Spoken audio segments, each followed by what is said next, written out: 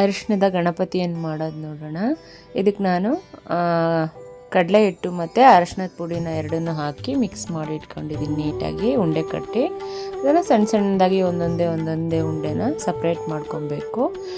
ಯಾವ ಸೈಜಿಗೆ ಬೇಕು ಅಂತ ಮೀಡಿಯಮ್ ಸೈಜಿಗೆ ತೊಗೊಳ್ಳಿ. ಮೀಡಿಯಮ್ ಸೈಜಿಗೆ ತೊಗೊಂಡು ಮತ್ತೆ ಅದನ್ನು ಸಪ್ರೇಟ್ ಮಾಡಿ ಪುಟ್ಟ ಉಂಡೆ ಮಾಡ್ಕೊತ ಕಟ್ಟಬೇಕು.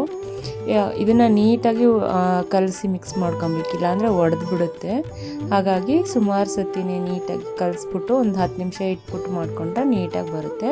ಫಸ್ಟು ಒಂದು ಸ್ವಲ್ಪ ಪೋರ್ಷನ್ನ ತಗೊಂಡು ಬೇಸ್ಗೆ ಏನು ಬೇಕೋ ಎಷ್ಟು ದೊಡ್ಡಕ್ಕೆ ಬೇಕು ಅಂತ ಹೇಳ್ಬಿಟ್ಟು ನೋಡ್ಬಿಟ್ಟು ನಾನು ಮಾಡ್ಕೊಂಡಿದ್ದೀನಿ. ಅಷ್ಟ್ರ ಮೇಲೆ ಕಾಲು, ಅದ್ರ ಮೇಲೆ 2 ಕಾಲು ರೀತಿ ಬರುತ್ತಲ್ಲ, ಆ ರೀತಿ ಯಾವ್ದಾದ್ರು ಒಂದು ಫೋಟೋ ರೆಫರೆನ್ಸ್ನ ತಗೊಂಡು ಮಾಡ್ಕೊಳ್ಳಿ, ಇವಾಗ ಇನ್ನೂ ಚೆನ್ನಾಗಿ ಬರುತ್ತೆ. 2 ಕಾಲನ್ನು ಈ ರೀತಿ ಮಾಡ್ಕೊಳ್ಳಿ.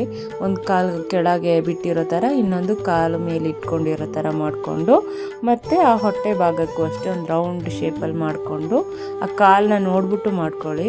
ಕಾಲ್ಗಿಂತ ಸ್ವಲ್ಪ ಸಣ್ಣ ಸೈಜ್ ಇರಬೇಕು. ಈ ರೀತಿ ಮಾಡಿಕೊಂಡು ಮಧ್ಯ ಗ್ಯಾಪ್ನು ಫಿಲ್ ಮಾಡ್ಕೊಳ್ಳಿ. ಮಧ್ಯ ಗ್ಯಾಪ್ನ ನೀಟಾಗಿ ಫಿಲ್ ಮಾಡಿಕೊಂಡು ಸ್ವಲ್ಪ ಪ್ರೆಸ್ ಮಾಡಿದ್ರೆ ನೀಟಾಗಿ ಕೂರುತ್ತೆ. ಆವಾಗ ಕಾಲು ಮೇಲೆ ನೀಟಾಗಿ ಹೊಟ್ಟೆ ಶೇಪು ನೀಟಾಗಿ ಬರುತ್ತೆ. ಅದೇ ರೀತಿಯೇ ಸಣ್ಣದಾಗಿ ಉಂಡೆಗಳನ್ನ ಮಾಡ್ಕೊತ ಹೋಗಬೇಕು. ಮತ್ತು ಎದೆ ಭಾಗನೂ ಕೂಡ ಅಷ್ಟೇ, ಅದೇನು ರೌಂಡ್ ಪೋರ್ಷನ್ ತಗೊಂಡಿದ್ವಲ್ಲ ಅದಕ್ಕಿಂತಲೂ ಚಿಕ್ಕವಾಗಿ ತಗೊಬೇಕು. ಚಿಕ್ಕದಾಗಿ ತಗೊಂಡು ಎದೆ ಭಾಗ ಬರುತ್ತಲ್ಲ ಅಲ್ಲಿಗೆ ನೀಟಾಗಿ ಇಟ್ಬಿಟ್ಟು ಈ ರೀತಿ ನೀರು ಹಚ್ಕೊತಾನೇ ಮಾಡಬೇಕು. ನೀಟಾಗಿ ಉಂಡೆನ ಕಲಸಿರ್ಬೇಕು, ಇಲ್ಲಾಂದರೆ ಮಾಡಿ ಸ್ವಲ್ಪ ಹೊತ್ತಿಗೆ ಬಿರ್ಕ್ ಥರ ಆಗಿಬಿಡುತ್ತೆ. ಈ ರೀತಿ ಮಾಡ್ಕೊಳ್ಳಿ. ಈ ರೀತಿ ಮಾಡಿಕೊಂಡು ಮಧ್ಯ ಒಂದು ಸ್ವಲ್ಪ ದಪ್ಪ ಇರೋ ಕಡ್ಡಿನ ಹಾಕಿ ಸಿಕ್ಸ್ಬೇಕು. ಅದಕ್ಕೆ ತಲೆನ ಇಡಬೇಕಲ್ವ, ಅದಕ್ಕೆ ಸಪೋರ್ಟ್ ಬೇಕು ಅಂತ ಹೇಳ್ಬಿಟ್ಟು ಈ ರೀತಿ ಕಡ್ಡಿನ ಹಾಕಿದ್ದೀನಿ. ಕಡ್ಡಿನ ಹಾಕ್ಬಿಟ್ಟು ನಾನು ಅದು ಜನಿವಾರನ ಹಾಕ್ಕೊಬಿಡ್ತೀನಿ. ತಲೆ ಪೊಸಿಷನ್ ಇಟ್ಟ ಮೇಲೆ ಹಾಕ್ಲಿಕ್ಕೆ ಬರಲ್ಲ ಅಂತ ಹೇಳ್ಬಿಟ್ಟು ಪಾದಗಳನ್ನು ಅಷ್ಟೇ ಪುಟ್ಟದಾಗಿ ಮಾಡಿಕೊಂಡು ಇಟ್ಕೊಂಡಿದ್ದೀನಿ. ಪಂಜೆ ಬಂದಿರೋ ಥರ ಲೇಯರ್ಸ್ನ ಎಳೆ ಮಾಡಿ ಆ ಕಡೆ ಈ ಕಡೆ 2 ಪಂಜೆ ಬಂದಿರುತ್ತಲ್ಲ ಆ ರೀತಿ ಒಂದು ಕಡ್ಡಿ ತಗೊಂಡು ಲೇಯರ್ ಆಗಿ ನೀರು ಎಳ್ಕೊತ ಬಂದರೆ ನೀಟಾಗಿ ಕೂರುತ್ತೆ. ನೀರು ಹಚ್ಚಿನೇ ಮಾಡಬೇಕು, ಇಲ್ಲಾಂದರೆ ಬೇಗ ಬಿರುಕು ಬಂದುಬಿಡುತ್ತೆ. ಈ ರೀತಿ ಮಾಡಿಕೊಂಡು 2 ಸೈಡು ಇದೇ ರೀತಿ ಮಾಡಬೇಕು. ಸ್ವಲ್ಪ ದಪ್ಪ ಸೈಜ್ ಕಡ್ಡಿ ತೊಗೊಂಡು ಮಾಡಿದ್ರೆ ಆವಾಗ ಲೈನ್ಸ್ ನೀಟಾಗಿ ಬರುತ್ತೆ. ಕೈ ಶೇಪು ಅಷ್ಟೇ ನೀಟಾಗಿ ನಾವು ಎಷ್ಟು ಹಿಟ್ಟನ್ನು ತಗೊಂಡಿರ್ತೀವಿ ಅಂತ ನೋಡಿ ಅದಕ್ಕೆ ತಕ್ಕಂಗೆ ಕೈಗಿಗೂ ಅಷ್ಟೇ ಹಿಟ್ಟುಗಳನ್ನು ತಗೊಂಡು ನೀಟಾಗಿ ಅಲ್ಲೇ ಕೈ ಶೇಪ್ ಮಾಡಿ ಅಲ್ಲೇ ಹಸ್ತದ್ದು ಕೂಡ ಅಲ್ಲೇ ಟ್ವಿಸ್ಟ್ ಮಾಡಿ ನೀಟಾಗಿ ಪ್ರೆಸ್ ಮಾಡಿಬಿಟ್ರೆ ಹಸ್ತದ್ದು ಶೇಪ್ ಬಂದುಬಿಡುತ್ತೆ. ನೋಡಿ ಈ ರೀತಿ ಬರುತ್ತೆ. ಅಲ್ಲಿಗೆ ಒಂದು ಚಿಕ್ಕದಾಗಿರ್ತಕ್ಕಂಥ ಕಡ್ಡಿನ ಹಾಕಿದ್ರೆ ಸ್ಟಿಫಾಗಿ ನಿಲ್ಲುತ್ತೆ. ಅದ್ರ ಮೇಲೆ ಒಂದು ಪುಟಾಣಿ ಲಾಡು ಥರ ಏನಾದರೂ ಕೊಟ್ಟರೆ ಇನ್ನೂ ಚೆನ್ನಾಗಿ ಕಾಣುತ್ತೆ. ಇನ್ನೊಂದು ಕೈನೂ ಅಷ್ಟೇ ಒಂದೇ ಸತಿ ಮಾಡ್ಕೊಬಿಟ್ಟು ಹಸ್ತನ ಕೂಡ ಅಲ್ಲೇ ಬೆಂಡ್ ಮಾಡಿ ಕೂರಿಸಿದ್ರೆ ಅದು ಅಷ್ಟೇ ನೀಟಾಗಿ ಕೂರುತ್ತೆ. ಪುಟ್ಟ ಕಡ್ಡಿಗಳನ್ನ ಇಟ್ಕೊಂಡು ಅದಕ್ಕೆ ಹಾಕಿದ್ರೆ ಅವು ಇನ್ನೂ ನೀಟಾಗಿ ಸ್ಟಿಫಾಗಿ ನಿಲ್ಲುತ್ತೆ. ಅದಾದಮೇಲೆ ತಲೆ ಭಾಗನೂ ಅಷ್ಟೇ ನೀಟಾಗಿ ಈ ರೀತಿ ಮಾಡ್ಕೊತಾ ಇದ್ದೀನಿ. ತಲೆ ಶೇಪ್ನ ಮಾಡಿಕೊಂಡು ಅದಕ್ಕೆ ಕಿವಿ ಭಾಗ, ಆಮೇಲೆ ಅದಕ್ಕೆ 2 ಸೈಡ್ ಕಿವಿಗಳನ್ನೂ ನೀಟಾಗಿ ಕೊಟ್ಟು ನೋಡಿ ಈ ರೀತಿ ಹಚ್ಕೊತಾ ಬರಬೇಕು. ಒಂದೊಂದೇ ಸಪ್ರೇಟ್ ಮಾಡ್ಕೊತ ಅದಕ್ಕೆ ಜಾಯಿನ್ ಮಾಡ್ಕೊತಾ ಬರಬೇಕು. ಈ ರೀತಿ ಆದಮೇಲೆ ಕಣ್ಣಿಗೂ ಅಷ್ಟೇ ಸ್ವಲ್ಪ ಕೈಯಲ್ಲೇ ನೀಟಾಗಿ ಪ್ರೆಸ್ ಮಾಡಿ ಕಣ್ಣು ಬರೋ ಥರ ಶೇಪನ್ನು ಪ್ರೆಸ್ ಮಾಡಿನೇ ನೀಟಾಗಿ ಕೂರಿಸ್ಕೊಬೇಕು ನಾವು ತಲೆ ಭಾಗನ.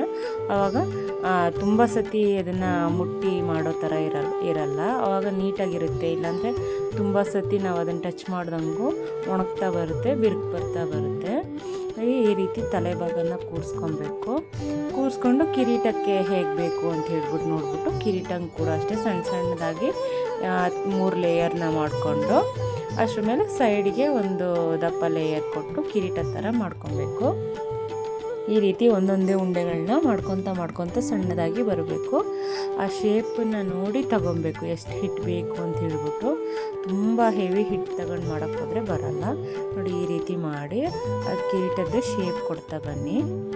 ನೀಟಾಗಿ ಕಿರೀಟ ಶೇಪ್ ಕೊಟ್ಟು ನೋಡಿ ಈ ರೀತಿ ಕಾಣುತ್ತೆ ಕಿರೀಟ. ಮಧ್ಯ ಏನಾದರೂ ಒಂದು ಸ್ಟೋನ್ ಥರ ಇಟ್ಬಿಟ್ರೆ ಇನ್ನೂ ಗ್ರ್ಯಾಂಡಾಗಿ ಕಾಣುತ್ತೆ. ಅದ್ರ ಮೇಲೆ ಮತ್ತೆ ಒಂದು ಲೇಯರ್ ಮಾಡ್ಕೊಂಡಿದ್ದೀನಿ. ಈ ರೀತಿ ಮಾಡಿಕೊಂಡು ನಾವು ಅದಕ್ಕೆ ಕಡ್ಡಿ ತುಂಬ ದಪ್ಪ ಸ್ಟ್ರಾಂಗ್ ಇರೋದನ್ನು ಹಾಕ್ಕೊಂಡ್ರೆ ಅವಾಗೆಲ್ಲದು ಸ್ಟಿಫಾಗಿ ನಿಲ್ಲುತ್ತೆ. ಇಲ್ಲಾಂದರೆ ಒಂದು ಕಡೆ ವಾಲ್ತಾ ಬರುತ್ತೆ ಅದು ತೂಕಕ್ಕೆ, ಅದಕ್ಕೆ ಸಪೋರ್ಟ್ ಏನೂ ಇರಲ್ವಲ್ಲ. ಹಾಗಾಗಿ ಸ್ವಲ್ಪ ಕೈಗೆ ಬಳೆ ಥರ ಎಲ್ಲ ಕಾಣಲಿ ಅಂತ ನಾನು ಸ್ಟೋನ್ ಚೈನೆಲ್ಲ ಹಾಕ್ಕೊಂಡಿದ್ದೀನಿ ನೋಡಿ. ನೋಡಿ ಫೈನಲಿ ಈ ರೀತಿ ಕಾಣ್ತಾ ಇದೆ. ಕಣ್ಣನ್ನು ಕೂಡ ಬಿಡಿಸಿದ ಮೇಲೆ ಮತ್ತೆ ಯಾವ ರೀತಿ ಕಾಣ್ತಾ ಇದೆ ಅಂತ ತೋರಿಸ್ತೀನಿ. ಪುಟ್ಟ ಪುಟ್ಟ ಚೈನ್ಗಳೇನಾದ್ರು ಇದ್ದರೆ ಹಾಕ್ಕೊಂಡು ಆ ಕಡೆ ಈ ಕಡೆ ಒಂದು ದಿಂಬನ್ನು ಮಾಡಿಕೊಂಡ್ರೆ, ಕಣ್ಣು ಅಷ್ಟೇ ಒಂದು ಐಲೈನರ್ ತಗೊಂಡು ನೀಟಾಗಿ ಮಾರ್ಕ್ ಮಾಡ್ಕೊಳ್ಳಿ. ಸ್ಟಾರ್ಟಿಂಗ್ ಯಾವುದಾದ್ರು ಒಂದು ಸಣ್ಣ ಕಡ್ಡಿಲಿ ಮಾರ್ಕ್ ಮಾಡ್ಕೊಂಡು ಅಷ್ಟ್ರ ಮೇಲೆ ಐಲೈನರಲ್ಲಿ ಬಿಡಿಸಿದ್ರು ಬರುತ್ತೆ. ಮಧ್ಯೆ ಒಂದು ಡಾಟ್ ಇಟ್ಬಿಟ್ಟು ಕಂಪ್ಲೀಟ್ ಮಾಡ್ಕೊಳ್ಳಿ. ಆವಾಗ ತುಂಬ ಚೆನ್ನಾಗಿ ಕಾಣುತ್ತೆ.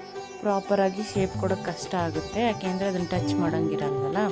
ಹಿಂದೆ ಕೂಡ ಒಂದು ಸಣ್ಣದಾಗಿರೋ ಕಿರೀಟದ ಥರದಿತ್ತು ಸ್ಟೋನಿಂದು, ಅದನ್ನು ಕೂಡ ಅಲ್ಲಿ ಹಿಂದ್ಗಡೆ ಕೋಲ್ನ ಅಂಟಿಸಿದ್ವಲ್ಲ ಅದ್ರ ಮಧ್ಯೆ ಅಂಟಿಸ್ಕೊಂಡು ಕಣ್ಣನ್ನು ನೀಟಾಗಿ ಫಿಲ್ ಮಾಡಿಕೊಂಡೆ ವೈಟ್ ಕಲರ್ ಹಾಕ್ಬಿಟ್ಟು.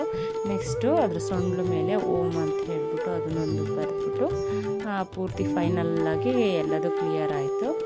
ಈ ರೀತಿ ರೆಡ್ ಕಲರ್ ಇದರಲ್ಲಿ ನೀಟಾಗಿ ಚಿಕ್ಕದಾಗಿರ್ತಕ್ಕಂಥ ಬ್ರಷ್ನ ತಗೊಂಡು ಬರೆದ್ರೆ ಪೂರ್ತಿ ಫೈನಲಿ ನಮ್ಮ ಪುಟ್ಟ ಗಣಪತಿ ರೆಡಿ.